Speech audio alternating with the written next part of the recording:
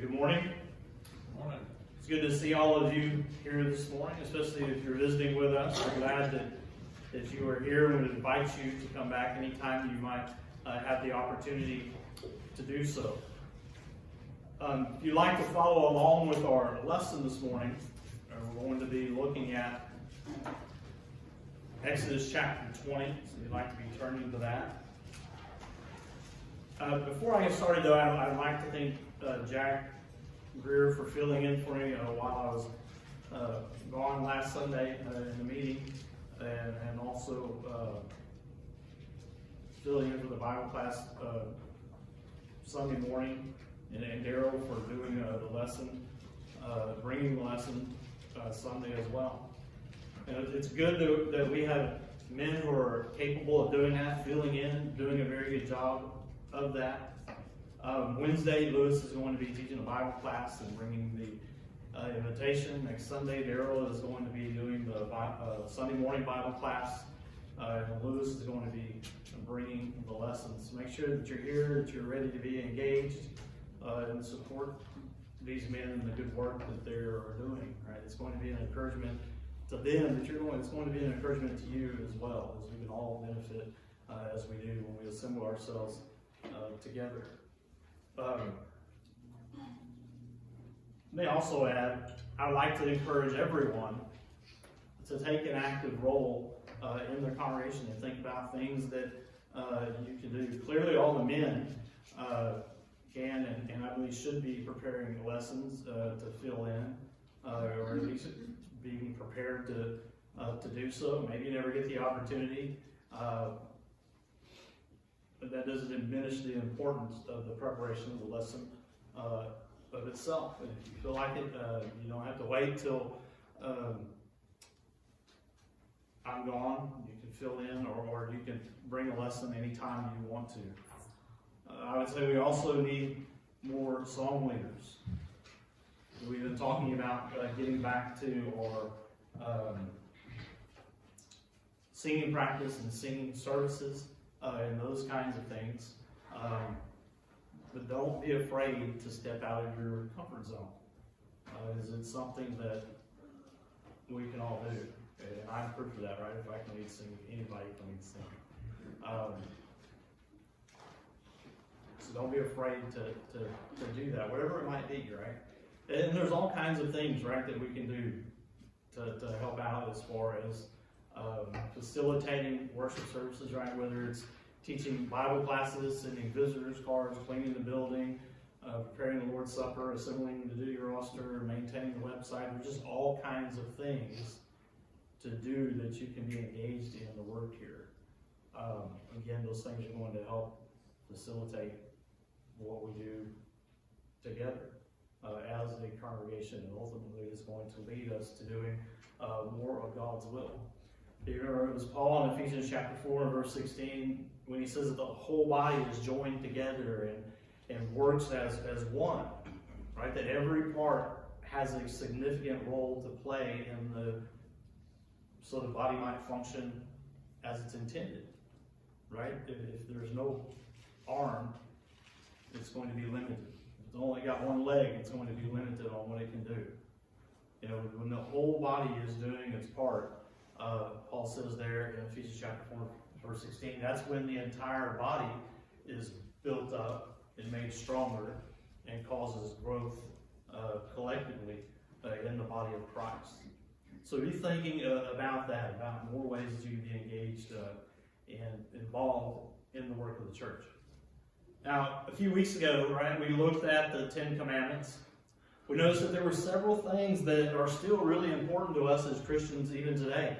So like God demands complete devotion from His children. We have to worship God in His way and not in our own. He expects us to honor and revere Him because His name is holy and awesome. But we also see that He has compassion on us. And certainly that is seen by Him extending His grace to us in the form of the sacrifice of Jesus on the cross, the atoning sacrifice for the sins of all men. So when we look at those first four commandments, we see that they're teaching us about God and really govern our relationship with God. The rest of them deal with personal relationships, right? They teach us how we are to treat others around us.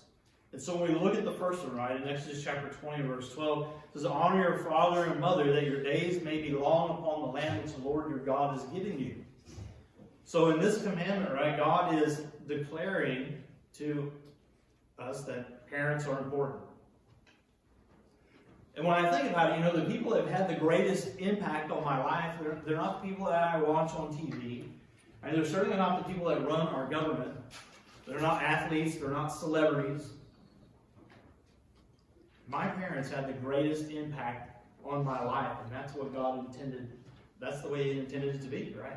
They're the ones that have guided me and helped shape me and mold me into who I am today, and I'm grateful for that.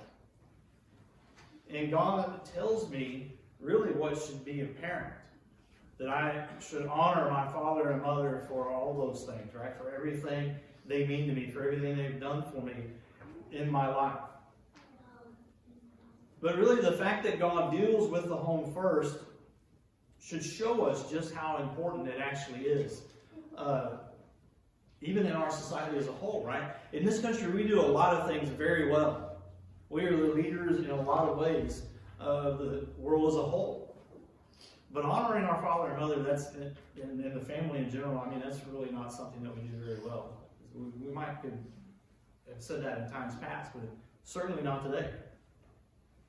And when you think about it, really the home as God designed it is the backbone for any nation. Certainly our nation, it's the backbone, the fabric, if you will, of our society. And what we see with high divorce rates and single parent homes and parents really just kind of shunning their responsibility as parents, we see that fabric tearing, right, and being torn. The home is being destroyed. It's being left in tatters. And, are we surprised then to see the downward trend of this once mighty and great nation? We shouldn't be. Because the very foundation that it was built on is being destroyed. Right? We're worried about terrorists. We're worried about foreign invaders, right? And, crazy people like Putin doing whatever they want. Other guys in these rogue nations, and we're worried about them and what they could, mean for us in our future. We spend billions of dollars on defense because of that. But in reality, we're doing a very excellent job of destroying ourselves from within. It's because we don't respect this first commandment that God gave His children. We don't see the importance of the home. Right? Black Lives Matter is the rage of the movement nowadays, and while the idea is certainly great, I would encourage you to go and read up about them, because at their core they want to destroy the home, right? Have families by, you hear the phrase, it takes a village. That's their idea. And again, it's because we think we know better than God what's good for us and what's best for us. But notice this command, it's not given without, in reference to age or what kind of parents that you have. Right? So it doesn't matter if you're young or if you're old. It doesn't matter if you feel your parents did a good job or a bad job. As far as raising you is concerned, the command is that you're to honor your father and mother. But we're also told to love our enemies. We need to realize that as well, right? That means ultimately we're going to do things that are for their good and for their benefit. It doesn't necessarily mean that everything is perfect and we agree with anything and everything that they might say, or we do anything and everything that they might tell us to do, especially as adults. But honoring them as our parents, as our father, and as our mother, making sure that they understand that the love that we have for them is not just words, it's not just an emotion, but it's something that is very tangible by way of how we act towards them and how we treat them, and certainly how we care for them as they get older in age. And again, these things are contrary to a society that we have today that really kind of places the emphasis on me first, right? That everything is first about me and then everyone else. That's what society teaches us, but God teaches us something entirely different of what He expects for us. We see passages like Philippians chapter 2, right? Where Paul tells us not to be selfish, right? The things that we pursue or the things that drive us are not based upon our own selfish desires, but he tells us rather to esteem others better than ourselves or above ourselves and to put their needs before our own. In Galatians chapter 6, verses 9 and 10, Paul says, let us, don't grow weary in doing good. He says, in due season we will reap if we do not lose heart. He says, but as we have opportunity, let us do good to all, especially to those who are of the household of faith. Paul in Romans chapter 13 and verse 9, he lists several commandments, right? You shall not commit adultery, you shall not murder, you shall not steal, you shall not bear false witness, you shall not covet. Those are all the ones we're going to be talking about this morning. And he adds, and if there is any other commandment, they're all summed up in this saying, namely, you shall love your neighbor as yourself. Love does no harm to a neighbor. Therefore, love is the fulfillment of the law.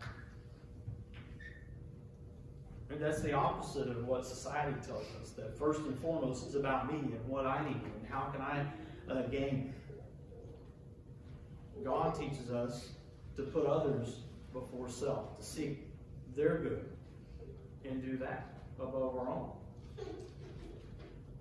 And moreover, to never do anything to bring hurt to them or bring harm to them. And he starts here with the home. Most people today, especially younger people, but even older, right? There's a lack of respect. And today people feel like they're entitled respect. And they don't feel like they get respect, so they're not going to respect others either. But it really goes back to the home, right? They don't respect others because they never learned that respect. They never learned to respect and honor their parents. And the reason they never learned that is because their parents failed in teaching them that. Right? And it's only facilitated by things like no-fault divorce and the ease with which parents are nowadays allowed to just completely shun their responsibility as parents. But God reminds us that it's the parents' responsibility to train children to honor and obey, right? So by the time we read this commandment to honor your father and mother, understand that those reading it are of an age that they are able to know and comprehend. They have reached a certain level of maturity that they recognize that this is what God requires of me. But ultimately, it first begins with the parents, right? That they are to train their children to honor and obey. As Paul says in Ephesians chapter 6, children, obey your parents in the Lord, for this is right. Honor your father and mother. The first commandment with promise, as we're looking at here in Exodus chapter 20. So children are not born knowing that they need to honor and obey their parents. That's why we are to train them. And we need to start training them as early as they are able to understand, right? And that's very early, right? Anybody who has raised children knows that they begin to pick things up very, very quickly. Very early in their life. So the person says, well, they're only children. We need to let them be children. Or if they decide, well, I'm going to send them to public schools where they're going to learn honor and respect there. Or society can train them. Or, maybe I just hope that it comes by them naturally. It's not, right? And that parent that has that mentality on any of those things, that parent is selfish, right? They're looking out for themselves primarily, and ultimately they're failing their children. But they're also failing to be obedient to God's will. Because if they don't teach their child that obedience, that respect, then when they do come to that age to where they can know and understand, they're not going to be receptive to God's will.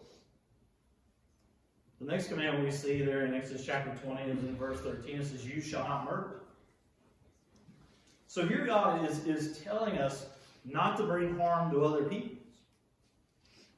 But at the same time, we need to understand this wasn't a license for them to act and do whatever they wanted to another person so long as they didn't take their life. Right? Because the reality is, the underlying principle was that they didn't have a right to inflict personal harm upon others. And again, this commandment is without exception. Right? In other words, it doesn't matter what someone does to me. I'm not at liberty to retaliate by harming them or bringing them harm. And again, that's being lost in our society today. And you remember the golden rule, right? In Matthew chapter 7, whatever you want men to do to you, you do to them. In Romans chapter 12 and verse 17, Paul says that we're to live in peace with all men. And he begins in verse 17 by saying, "Repay no one evil for evil.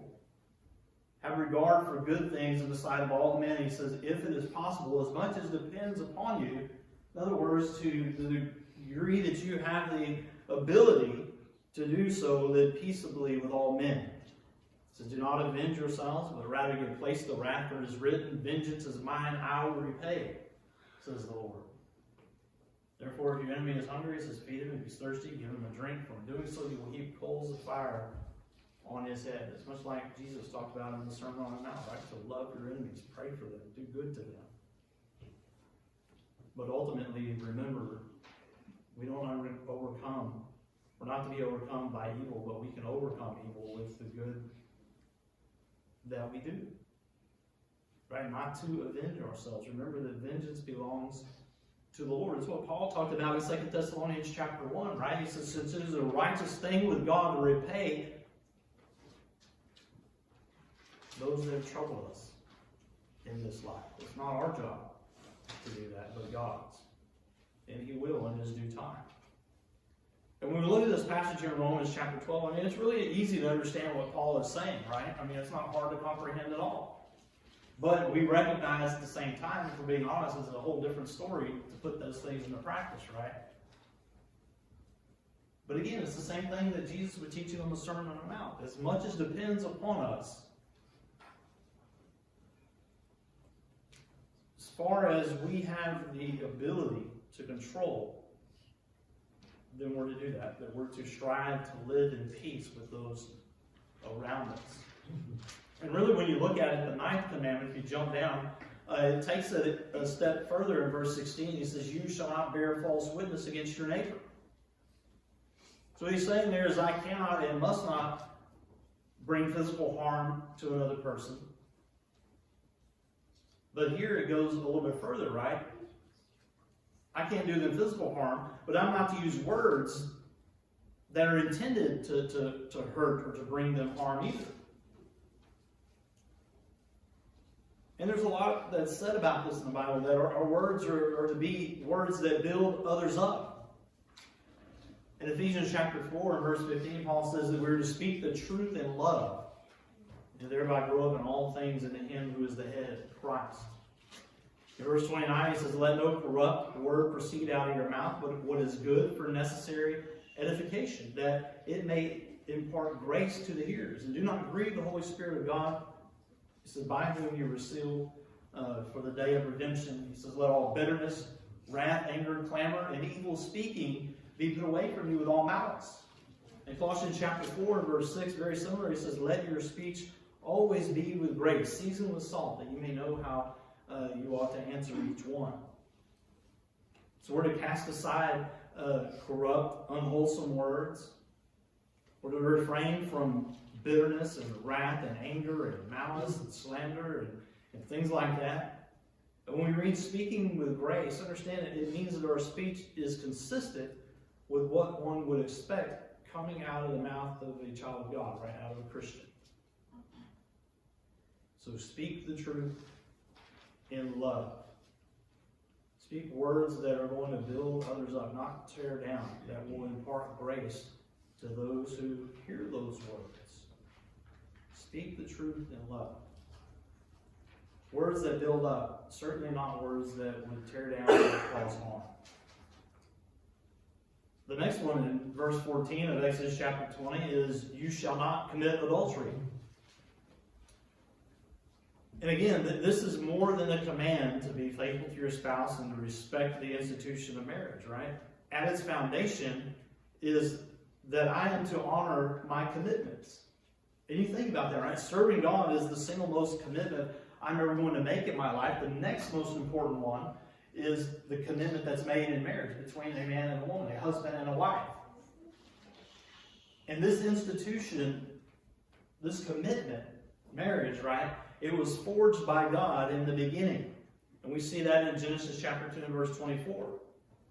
After God created man, he says a man shall leave, or a woman rather, in verse 24, he says a man shall leave his father and mother, be joined to his wife, they shall become one flesh. So God's design of the home in the beginning, from the beginning, and is still his intent and his desire today, was that one man and one woman, that they would be joined together in that bond. They would be bound together then for the rest of their life. That was what he expected in the marriage relationship. In Matthew chapter 19, the Pharisees had come to Jesus trying to trip him up. And they asked him a question and he thought, I've got him with this one, right?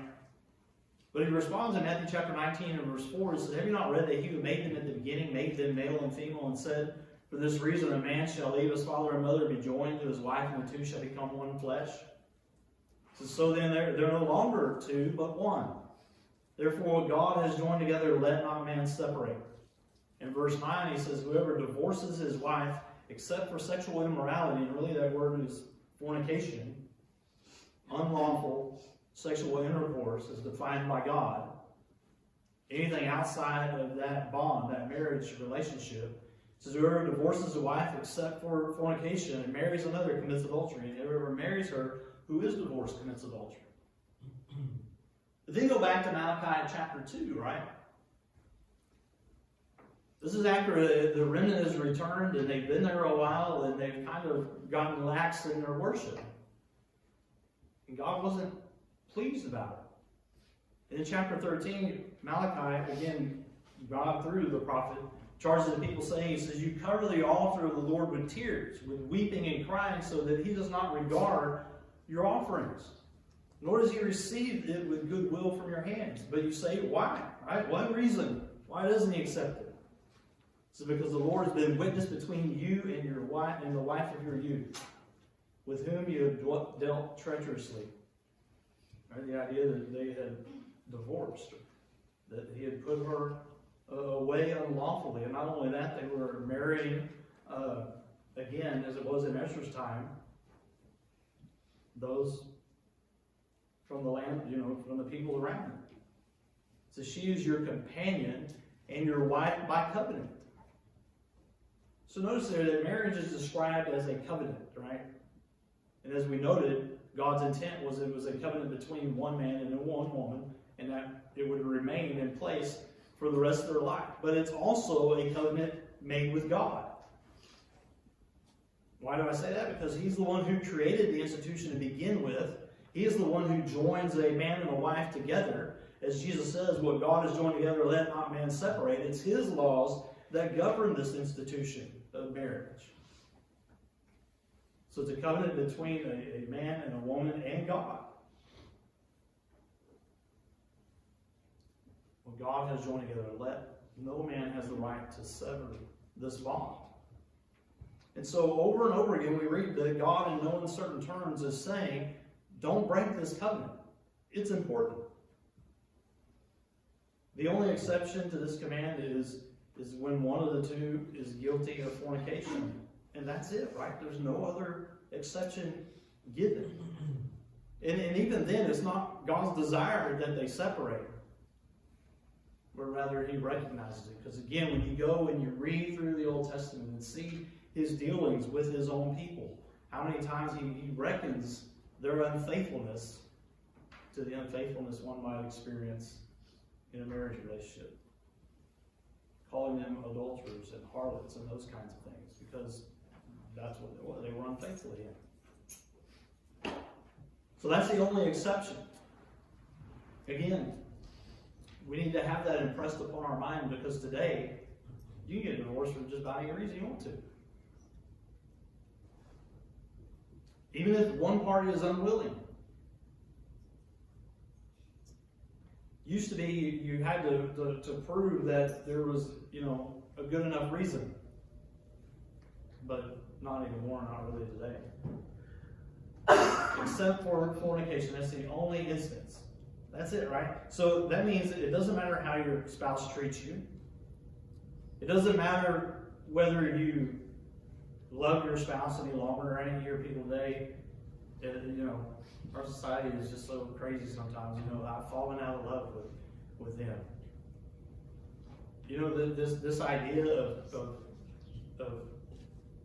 emotional that kind of love and a courtship that happens first and all this other stuff is fairly a new thing, right? Back in Old Testament times, marriages were arranged. Daughters were given away in marriage. They didn't have any say-so. And a lot of times it was happened at a very young age before they even reached puberty.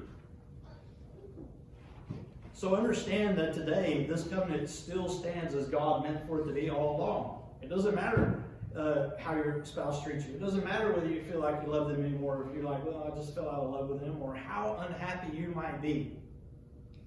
You are unhappy? Work on it. Fix it. Well, they're not fulfilling their responsibilities and obligations on their end either. Again, it doesn't matter, right?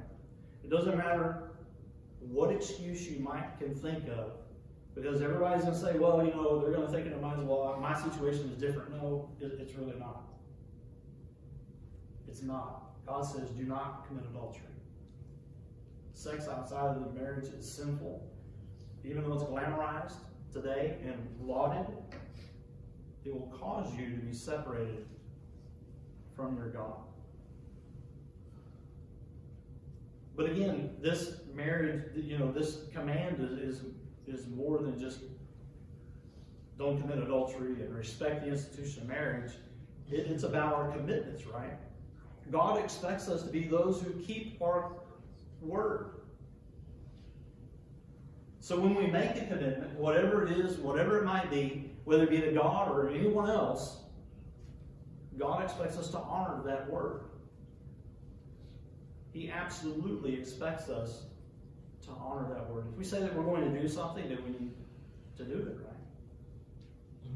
Again, whether it's our commitments to God or to those around us. In Psalms chapter 15 and verse 1, David asks, Lord, who may abide in your tabernacle? Who may dwell in your holy hill? In other words, dwell with God ultimately. And he answers in verse 4, right? He says, he who honors those that fear the Lord, he who swears to his own hurt and does not change. That's what God expects of us. If we would one day dwell with God, then this needs to be part of our character, right? That this is descriptive of us. Our word, particularly in the forms of our commitments, our vows, they should not be made or taken lightly. In Matthew chapter 5 and verse 37, Jesus says, let your yes be yes and your no be no. When we say or do something, God expects us to do it, right? Even if in the process of doing that, it causes us to suffer or brings harm or hurts us in some way.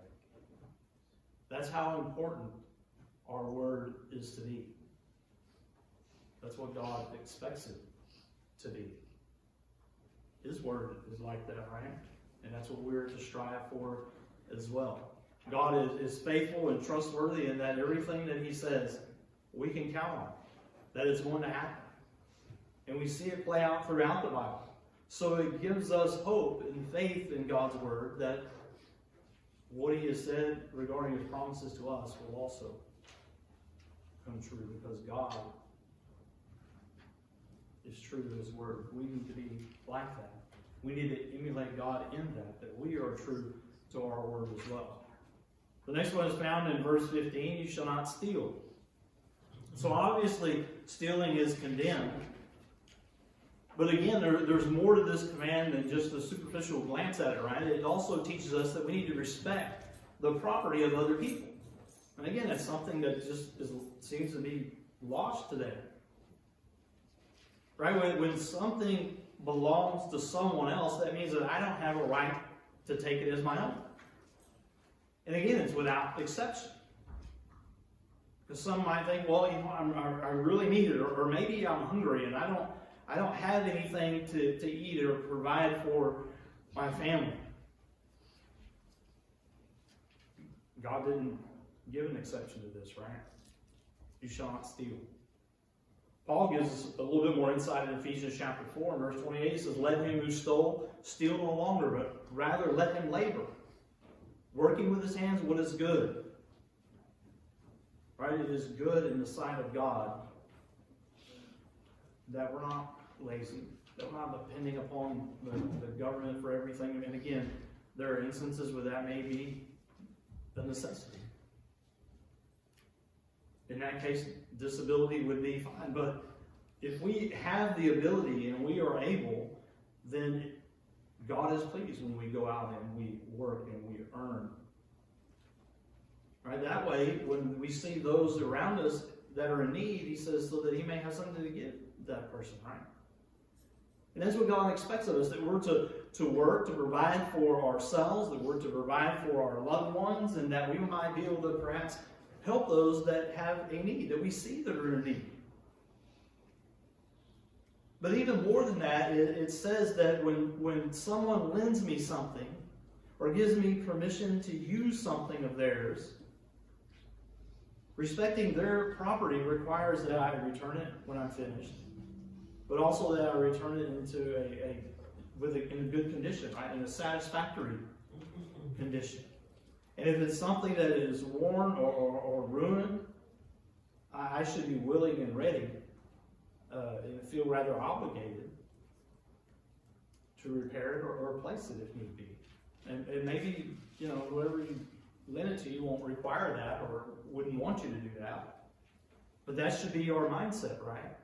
That's what we need to do. We used it, we caused it further degradation and possibly even used it up or ruined it in the process.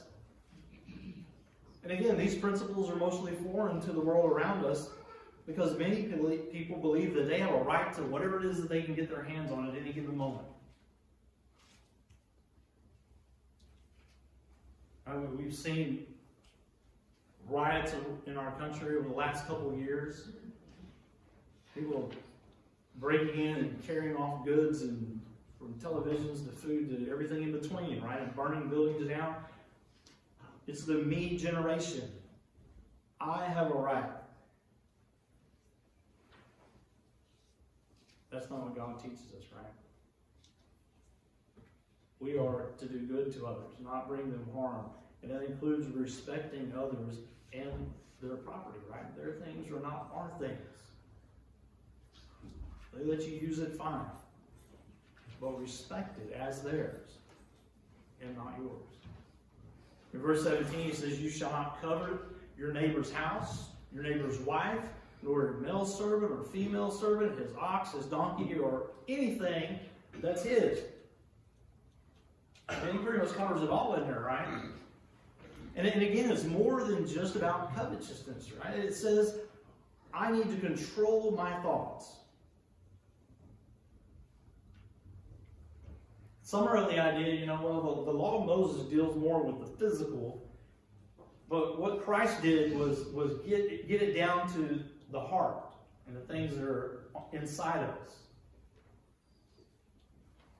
And while that's true about the law of Christ and what Christ, the gospel of Christ, the thinking on the law of Moses side was not really accurate at all.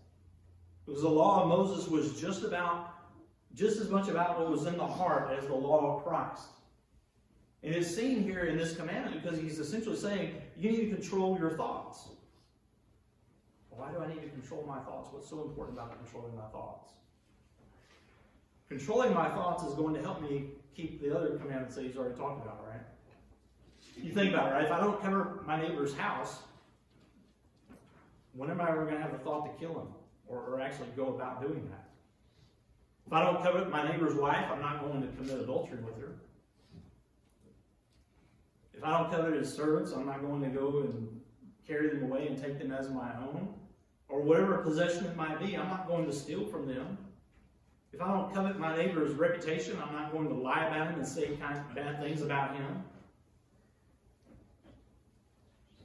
Maybe the other commands that we've already looked at really tie into this final command. So when we study the Sermon on the Mount, Jesus wasn't explaining the difference between the law of Moses and his law when he says, you have heard that it was said by those of old, but I say to you. That's not what he was doing. What he was doing was demonstrating how a law or a command isn't kept just because you didn't do or did a specific thing. What's in one's heart and what's in one's mind, our thoughts, are equally important, and that's what he's saying. Not that that wasn't the intent all along, but that they had taken it, twisted it, their spin on it, their interpretation of it, and ultimately their own traditions. So that they didn't get it because they didn't want to get it. So look at what he says in Matthew chapter 5, verse 21 and 22, right? He says, you have heard that it was said of those of old, you shall not murder, and whoever murders shall be in danger of the judgment. It's very true, right? He says, but I say to you that whoever is angry with his brother, he says, without a cause shall be in danger of the judgment. Whoever says to his brother, Raca, shall be in danger of the council. He says, but whoever says, you fool, shall be in danger of hell fire. In verse 27, he says, you have heard that it was said to those of old, you shall not commit adultery. But I say to you that whoever looks at a woman to lust for her has already committed adultery with her in his heart. And so what he's doing, he's addressing the heart and the mind of the Jews. All right, supposedly God's people. They were really good at getting around the commandments, or so they thought they were anyway. Jesus is like, no, you're not, you know. The commandment clearly was, you shall not murder. But what he's addressing is the idea that they might have had that would have looked, something like, I can think all kinds of evil things about another person, or even something worse, as long as I don't kill him, right? As long as I don't take his life. I didn't murder him, so I fulfilled the command. That's what Jesus is addressing. And when you go through and you look and study, particularly as it comes to the time of Jesus, they had all different kinds of scenarios and definitions that would allow them to get around specific laws and commandments, right? When he says, you shall love your neighbor as yourself. Love does no harm to a neighbor. Well, who's my neighbor? They defined who their neighbor was. It was pretty much anyone that thought the same as they did. Other than that, they weren't obligated to help them or do anything for them. Remember the Sabbath and keep it holy. Don't do any work on the Sabbath. So let's define work. Right? They even had this way of tying their communities together that would allow them to even go further than what the commandment, allowed. They had all kinds of things like that to kind of get around the law, so to speak. And that's what Jesus is addressing here. The intent of the commandment was, you can hate him all you want, you just can't kill him. That wasn't what God meant, ever. It wasn't, you can lust after someone and think all these things about a woman or a man. Just as long as you don't commit adultery with him, as long as you don't have sex with him, you're fine. God never had any kind of, never had that intention in giving the command. The foundation of the command is to keep your thoughts in check. Again, why do we need to do that? Because the flesh is weak. And what we find, if we're being honest, is often it's our thoughts that lead us to action, right? There's not very many actions that we take that aren't first in our mind. You remember when Jesus took Peter and James and John with him, I didn't even bring that up, into the Garden of Gethsemane. Right, in Matthew chapter 26, it says he took Peter with him, the two sons of Zebedee, which have been James and John. So he began to be sorrowful and deeply distressed, right? Why? Because he knew what was coming. He knew the cross was in his very near future, that it was going to be pain and anguish for him. He says to them, my soul is exceedingly sorrowful, even to death. He says, stay here and watch with me. And he went a little bit further and fell on his face and prayed, oh my Father, if it is possible, let this cup pass from me. Nevertheless, not as I will, but as you will. Then he came to the disciples and found them asleep and said to Peter, what? Could you not watch with me just 1 hour? He says, watch and pray lest you enter into temptation. The spirit indeed is willing, but the flesh is weak. And despite his rebuke, right, amazingly, it happens 2 more times. And we look at that, and again, we're not surprised to see Peter in there. He's always getting himself into trouble, right? But I mean, really, what's wrong with him? You would think after his first rebuke that would have been enough, right? I mean, God manifests in the flesh, standing in front of me, he tells me to do something, I'm going to do it, right? I wouldn't have a problem doing exactly what he told me to do. That wasn't the case, was it? I mean, there's not a doubt in my mind that all 3 of them, they wanted to do what the Lord told them to do. Especially Peter, right? Peter was one of the 3 that was there. Peter, James, and John. If you don't think Peter took what Jesus said seriously, then you don't know very much about Peter, right? Even Jesus acknowledged the Spirit is willing. So the problem wasn't a lack of desire to do the Lord's will. That wasn't it at all, right? The problem was the weakness of the flesh. And we're not any different, right? I said very seldom do we do things that we don't first think about. Sometimes, though, we do things without thinking about them. Sometimes I get angry and I have a thought that I know I shouldn't have. It's not something I wanted to do. It's not something I planned to do. It's not something I set out to do. It's not something I thought about beforehand. But something happened, right? And there it is right in front of me. I know God's will. I want to do God's will. But like Peter and James and John, and even Paul talks about it in Romans chapter 7. I often, I want to do God's will. I know God's will. That's what I want to do. But often I don't find within me the ability to always do God's will. I just don't. Why is that? My spirit might be willing, but my flesh is weak. And again, that's not an excuse for myself or any one of you. And we need to recognize that as well. We need to take ownership of even those times when, those thoughts that and reactions that happen spontaneously, they happen spontaneously because that's the way I trained my mind and my body to react at some point in my life. Probably the majority of my life before I came to Christ. That's why we see several places Paul talks about the renewing of our mind, the training of our mind. Controlling our thoughts is part of that. It's important, especially now that I'm striving to serve God and to do His will. I have to be diligent in doing that. That means I need to rid myself of the things of the world as much as possible and replace them with the things of God. And Paul gives a very good example of this in Philippians chapter 4 and verse 8, right? Where he says, the things that are true, the things that are noble, the things that are just, things that are pure, lovely, of a good report, things that are wholesome. If there's anything like that, he says, focus on that, meditate on that. We see in the Garden of Eden, right, that God created man without sin. He was innocent. But man chose to sin, right? Because God created them with free will. They had the choice as to whether or not they were going to do God's will. And ultimately, man chose to sin against God. In Romans chapter 5, Paul says that death then spread to all men. Both physical death, but more importantly, spiritual death. Not because they're born in sin, he says, but because all have sinned. And that's important to understand, because there are those that would have us believe that we're born with a sinful nature, and that we were guilty of the sin of Adam and Eve. And that's absolutely not true.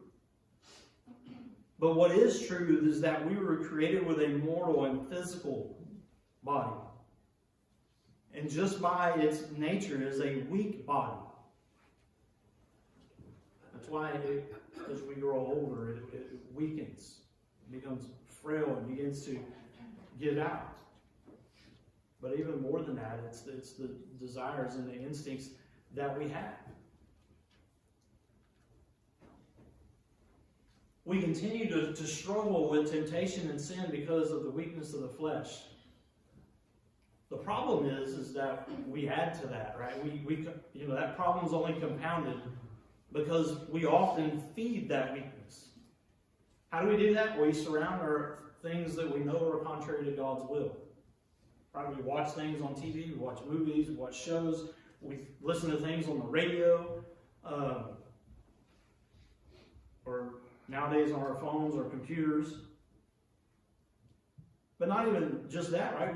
We surround ourselves with people and things that are potentially going to lead us down the wrong path. And they often do, right? They lead us further away from God and ultimately to sin. Then we're left wondering, we're surprised somehow. I need to control my thoughts. Right? That's part of this command. I need to control my thoughts. It means that as much as to the degree that I have control, and I have control over a lot more than sometimes I'm willing to admit, but I need to control the things that I see, the things that I hear, the things that I am people as well. I certainly have control over that, right? Over who I surround myself with. Because all of that is taken in. All of that is part of making us who we are. Right? We are products in a very real way of our environment. The environment that we choose to place ourselves in, we should not be surprised when we look like that environment that surrounds us. So what are you going to surround yourselves with? That is where you start to control your thoughts. Why would I engage myself with things or with people or put myself in an environment that's going to lead me further away from God or lead me away from Him entirely? It just doesn't make any sense why I would do that, but we find ourselves doing it all the time. We're not under the law of Moses anymore, but certainly as we've seen the principles that are found just in the Ten Commandments, right? They are also found in the law of Christ.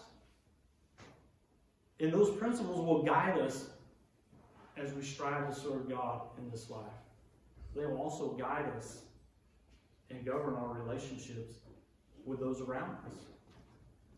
And at the end of the day, what we're really talking about is doing those things that God would have us do, right? Those things that are pleasing to God, how to live a life that's pleasing to God, how to be right with God, because ultimately the goal, I believe that's why we're all here this morning, is to have a home in heaven when this life is over. And when it's all said and done, that's the only thing that's really important. Is that when we come to the end of this life, that our heart is right with God, and that we have a hope of heaven, and that it will be then a reality, because we have lived our life according to God's will. So how is your heart? All these things deal with what's inside us as to who God would have us be. So if you're here this morning, you've not become a child of God, we urge you to do that. Or if you know there's sin in your life, there's no reason to leave here this morning without having made your life right with God. He wants us to do that. He has given us opportunities like this for that reason. So take advantage of it this morning. Or maybe you're just struggling in your faith. James says that we are to confess to one another, we are to pray for one another, so that we might all be healed spiritually, so that our faith might be increased, and that we might serve God together. So if you're here this morning and we can help you do that, whatever it might be, won't you please let me know while together we stand and sing for your encouragement.